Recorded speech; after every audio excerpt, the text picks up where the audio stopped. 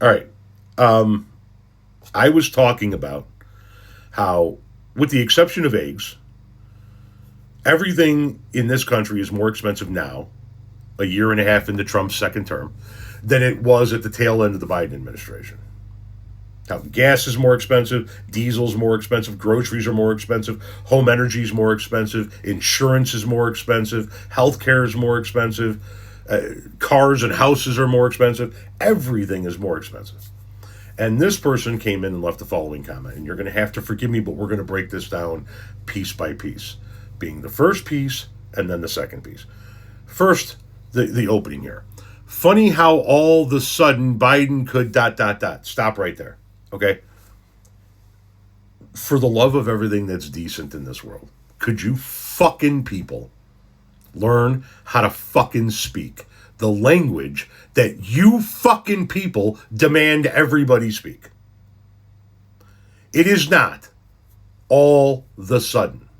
It's all of a sudden. Now, all of a sudden, it has never been.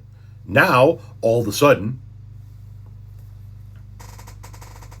it has never been all of a sudden. It is not currently all of a sudden. It's never going to fucking be all of a sudden. You guys are the ones that want everybody to speak English. You guys are the ones that want everybody to assimilate. Lead by example. Learn how to speak the fucking language that you speak. I digress. Funny how, and I'm going to go ahead and correct this for you, all of a sudden, Biden could lower price at the end. What about the other 3.5 years? Is English your second fucking language? Can I buy an ounce of punctuation? Biden could lower price at the end. Okay, whatever. What about the other 3.5 years? Why were things cheaper at the end of Biden's term in office than they were the first 3.5 years? Do you remember the country he was handed?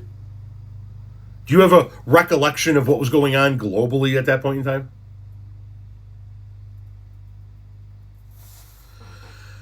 At the end of 2020, we were trying to come out of essentially a global economic shutdown. We saw prices spike as we headed into 2021 and 2022 because the people who bring in goods, the people who manufacture goods, the people who sell goods, lost an entire year in 2020.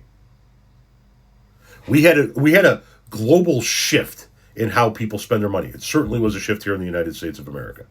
All of a sudden, people weren't going to movie theaters and restaurants and nightclubs and ballparks and jazz clubs and enjoying their life out in public, right? That wasn't, they weren't going to zoos and shit like that. So people stopped spending their money on things like that, and they started spending their disposable income on getting things shipped to their house. And as a result, we saw a major shift in the supply chain. All of a sudden, a lot more goods were coming into the United States of America. The demand for a container coming into the United States of America was at, I believe, an all-time high. I know that when we, before the pandemic, it was like $3,000-$4,000 to get a container in the United States of America, and then all of a sudden it was $25,000. So everything in the container became a hell of a lot more expensive because the demand shot up.